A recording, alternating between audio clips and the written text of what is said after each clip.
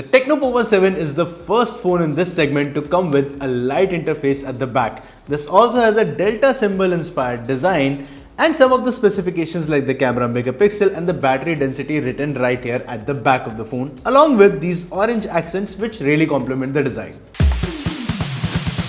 Build wise, this is made out of plastic but feels well finished. Its back looks good but gets smudgy fast, and there are 3 camera cutouts where there is a 50 megapixel main sensor, a secondary sensor and a third one that looks blank. But before you rage out on Tecno alone, many companies are doing this in the budget segment. It gives the design a fuller, more premium feel, but one close look and it doesn't feel right. But what does feel right is the side mounted fingerprint sensor. It is snappy and fast and very responsive. You get a fancy tilted SIM tray on the left side, USB-C port and speakers at the bottom, and an IR blaster at the top, which is one of my favorite features on any phone.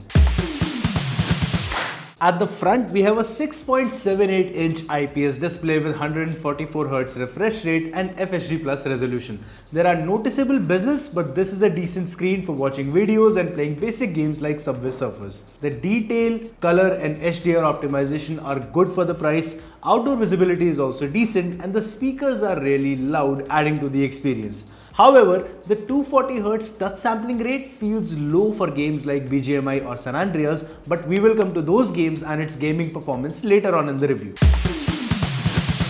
There's a 50 megapixel main camera at the back accompanied with a secondary sensor and a flash. On the front, there's a 13 megapixel hole punch selfie camera. Daylight photos are decently detailed and retain close to natural colors.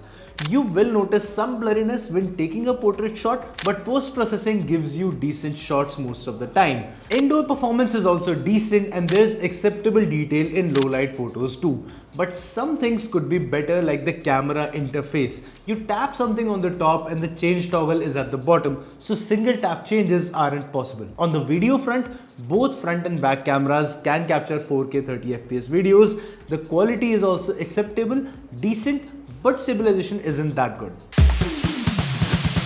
Now, budget phones are packing more and more of a punch when it comes to performance these days, and the Tecno Pova 7 is no exception, because this is packing a Dimensity 7300 Ultimate chip combined with 8GB RAM and up to 256GB storage, which means this phone can handle BGMI and San Andreas easily. And here are the benchmarks on your screen before we dive deep into the performance. Now, we didn't face any issues in our testing, but there is some lag in the touchscreen responsiveness, which is especially visible in games like BGMI. A higher sampling rate would have been better, but the phone's overall performance is still decent. It is running iOS based on Android 15, eerily similar to something else we have recently seen on the market. If you know what that is, then let us know in the comments.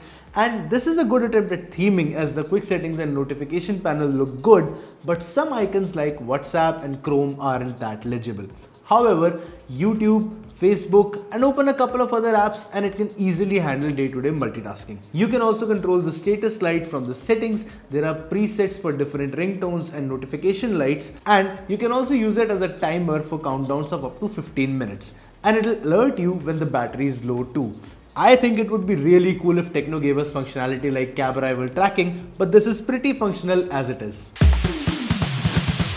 Battery tech is one of the fastest evolving sections in a phone today, and Tecno has also given the Pova 7 a 6000 mAh battery with 45 watt fast charging. I got more than 1 day on moderate use with full charge, and you can charge it from 15% to 56% in under 30 minutes and get a full charge in just 1 hour 15 minutes, which is good. And for additional features, you have bypass charging, which means you can play games on your phone while plugged into the power without damaging the battery, reverse wired charging and custom charging safety options that are good to have.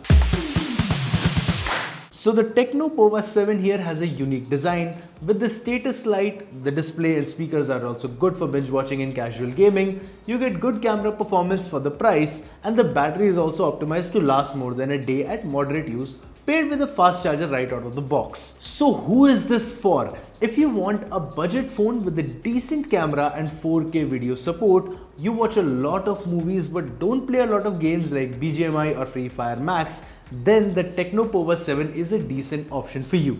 My name is Manik Beri, you're watching Gadgets 360, and you should hit the subscribe button if you want more honest and detailed tech updates like this one.